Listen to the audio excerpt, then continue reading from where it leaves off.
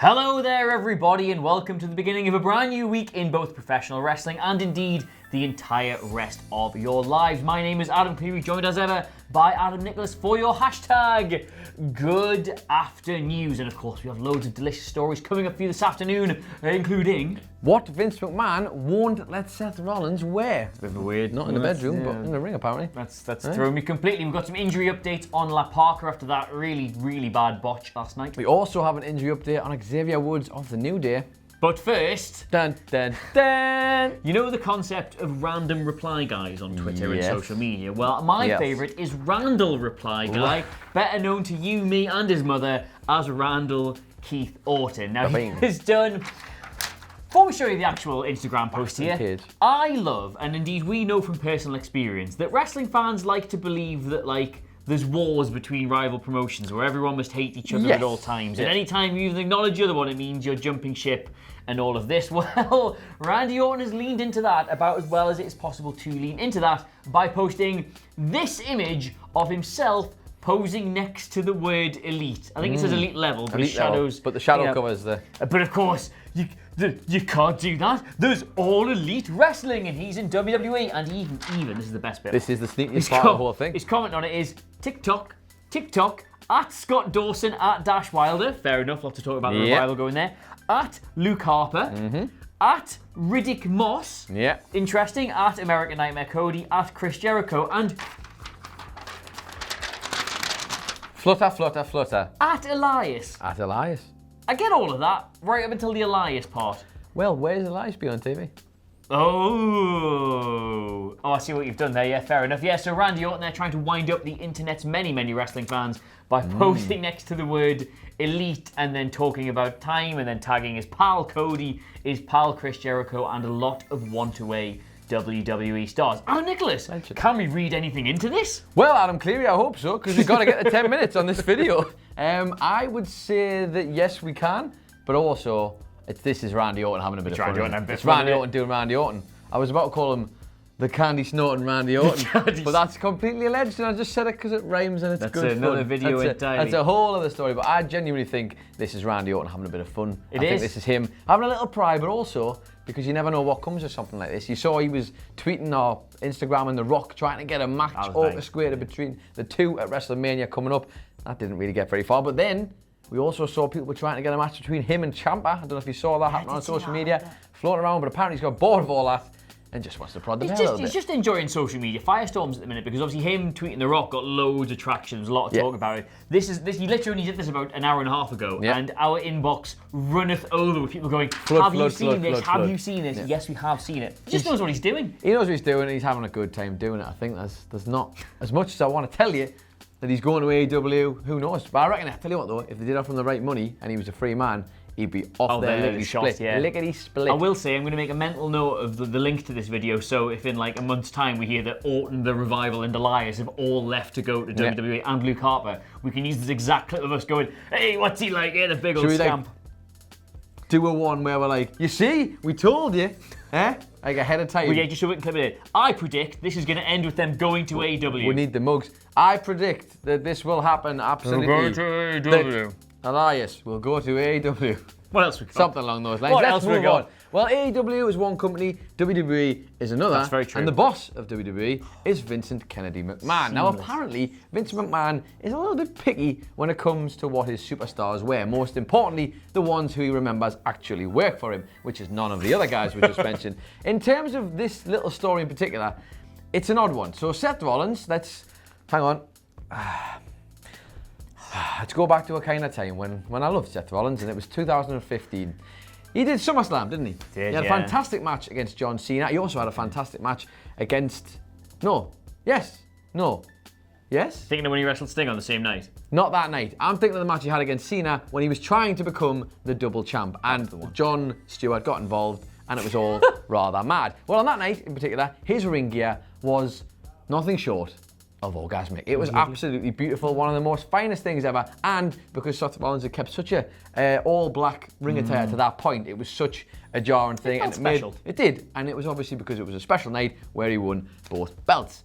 We haven't seen that since, and apparently, according to Seth Rollins, here's why. Because apparently Vince McMahon did not like it at all, was not a fan, and he had this to say when he was being asked about it via via his mouth. There you go, that'll do. Close enough. He said, no, Vince won't let me wear it because he's a weird old man who doesn't understand that people think it's the coolest gear they've ever seen. He doesn't get it. I get that question more than anything else. It's just huge, man. People loved it. Now, this was while he was getting, I think he was signing a Funko Pop. Signing a Funko Pop for a fan, and it was obviously being filmed at the time. The video has since... Yeah, the video I wonder why. Almost like calling your boss a weird old man isn't a good shout. Yeah.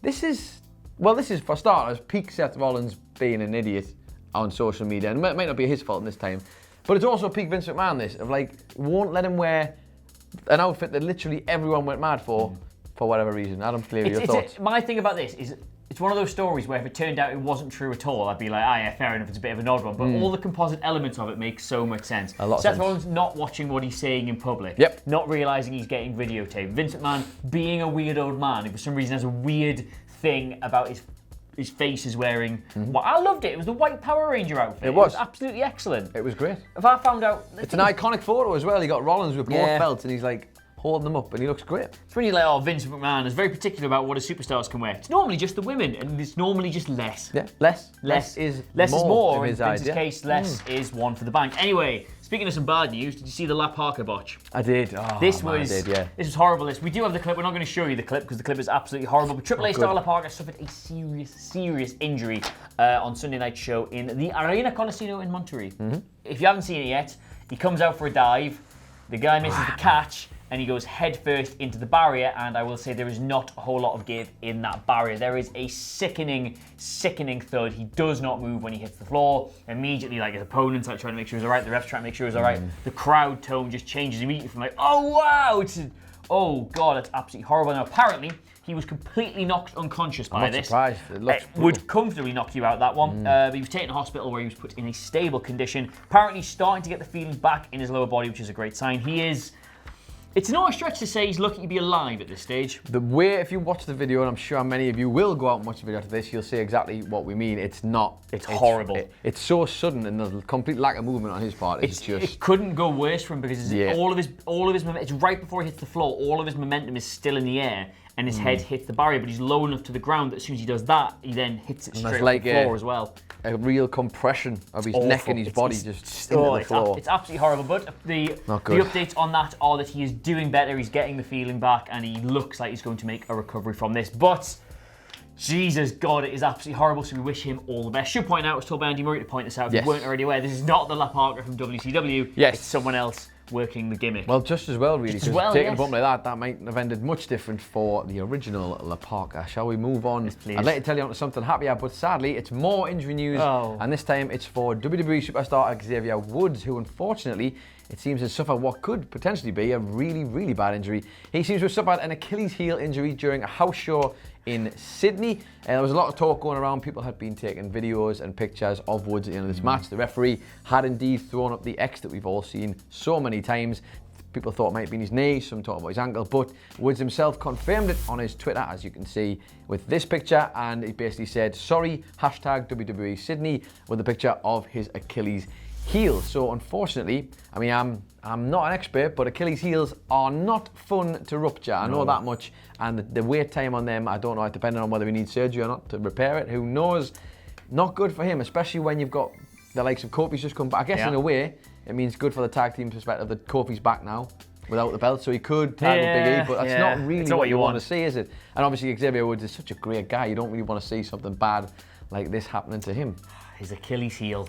His Achilles heel. His one weakness. Yeah, it's a shame this. It sucks for Xavier Woods because obviously with Kofi coming out of the title picture now, you were hoping they would do something really cool with the New Day again because it's been a while since we really felt that the three of them were a unit. It's been about Kofi getting his run as a single star lately. So this sucks, but as you say, you know, they can put Kofi into the tag team stuff with Big E. They can go somewhere with it. There's one thing I would say is if there's anybody on that roster who can turn having a ruptured Achilles heel into something, like some kind of content of him being part of the New Day and just being more vocal like he used to be with the trumpet and the trombone outside of the ring, anything like that. Hopefully he can find a nice angle. He's a clever, creative guy.